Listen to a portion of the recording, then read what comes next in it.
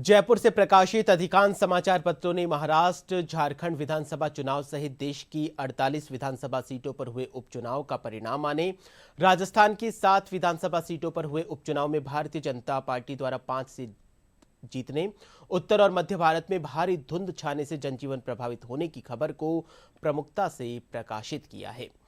सबसे पहले रुख करेंगे दैनिक भास्कर का। तो दैनिक भास्कर ने महाराष्ट्र और झारखंड विधानसभा चुनाव का परिणाम आने की खबर को प्रमुखता से प्रकाशित करते हुए लिखा है कि महाराष्ट्र में भाजपा को पहली बार 132 सीटें मिली है और महायुति गठबंधन को कुल मिलाकर 231 सीटें मिली है। वहीं विपक्षी महाअघाड़ी को 45 सीटें मिली है। कांग्रेस पहली बार 16 सीटों पर ही सिमट गई है। भाजपा महाअघाड़ी और कांग्रेस महापिछाड़ी साबित हुई है। वहीं झारखंड की बात करें तो झारखंड में झामुमो पार्टी को 34 सीटें मिली है और कांग्रेस को 16 सीटें मिली है। सीटों में झामुमो आगे है, लेकिन अगर वोट शेयर की बात करी जाए तो वहां झारखंड में भाजपा आगे है। दैनिक भास्कर के बाद राजस्थान पत्रिका का रुख करें तो राजस्थान पत्रिका ने महाराष्ट्र विधानसभा चुनावों के परिणामों में एनडीए गठबंधन को मिली शानदार जीत पर प्रधानमंत्री नरेंद्र मोदी द्वारा संबोधित करने की खबर को मुख्य पृष्ठ पर जगह देते हुए लिखा है कि प्रधानमंत्री मोदी ने महाराष्ट्र और राज्यों की विधानसभा सीटों पर उपचुनावों में भारतीय जनता पार्टी के बेहतर प्रदर्शन को लेकर दिल्ली स्थित भाजपा कार्यालय में कार्यकर्ताओं का अभिवादन किया और कार्यकर्ताओं को संबोधित किया और उनका हौसला बढ़ाया। दैनिक भास्कर ने राजस्थान विधानसभा की 7 सीटों पर हुए उपचुनाव परिणाम की खबर को प्रमुखता से प्रकाशित किया है। समाचार पत्र ने लिखा है कि इन 7 सीटों पर हुए उपचुनाव में 5 पर भाजपा, 1 पर कांग्रेस, 1 पर बीएपी पार्टी विजयी हुई है। भारतीय जनता पार्टी ने 5 सीट जीतकर बेहतरीन प्रदर्शन किया है। वहीं कांग्रेस 3 सीट गंवाकर 1 सीट पर ही सिमट गई। इस पर उपचुनाव में सबसे बड़ा झटका हनुमान बेनीवाल की जो पार्टी है रालोपा, उसको लगा है। इसी के साथ रालोपा सदन से भी बाहर हो गई है। पंजाब केसरी का रुख करें तो पंजाब केसरी ने राजस्थान विधानसभा उपचुनाव में भारतीय जनता पार्टी की शानदार जीत पर मुख्यमंत्री भजनलाल शर्मा द्वारा प्रदेश भाजपा मुख्यालय पर कार्यकर्ताओं का अभिवादन करने और उनको संबोधित करने की खबर को प्रमुखता से प्रकाशित किया है।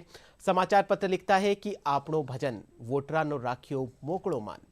मुख्यमंत्री भजनलाल शर्मा ने प्रदेश में भारतीय जनता पार्टी की जोरदार जीत पर कार्यकर्ताओं का अभिवादन कर उनका हौसला बढ़ाया।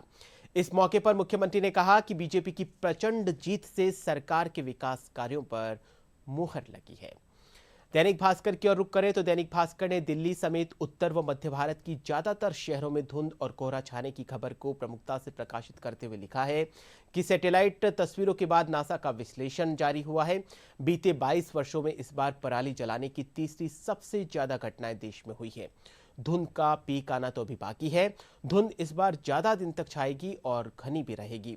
वहीं सर्वाधिक प्रदूषित शहरों की बात करें तो सर्वाधिक प्रदूषित 50 शहरों में 42 जो शहर है वो भारत के हैं, जिससे 87 करोड़ आबादी की सेहत खतरे में है।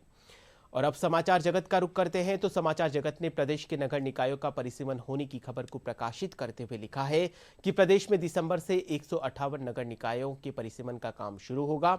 इसके लिए राज्य सरकार ने इन निकायों के परिसीमन का ड्राफ्ट तैयार करवाकर सरकार को 8 फरवरी तक भिजवाने के आदेश दिए हैं।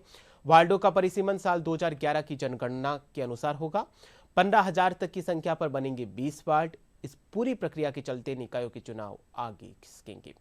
वहीं राष्ट्रदूत का रुख करें तो राष्ट्रदूत ने राइजिंग राजस्थान इन्वेस्टर मीट 2024 कार्यक्रम के तहत खेरथल तिजारा में एमओयू होने की खबर को प्रमुखता से प्रकाशित करते हुए लिखा है कि राइजिंग राजस्थान इन्वेस्टर मीट 2024 के तहत भिवाड़ी में 13,085 करोड़ रुपए के 228 एमओयू प्रस्तावित किए गए हैं। लगभग 15,000 करोड़ के निवेश संभावित है, जिससे करीबन 48,000 लोगों को प्रत्यक्ष रूप से रोजगार मिलेगा। वहीं 20,000 लोगों के अप्रत्यक्ष रूप से इससे रोजगार मिलेगा। वहीं ऑटोमोबाइल इंजीनियरिंग क्षेत्र के इस एमओयू से इस क्षेत्र को बढ़ावा मिलेगा। तो ये थी जयपुर से प्रकाशित प्रमुख समाचार पत्रों की सुर्खियां।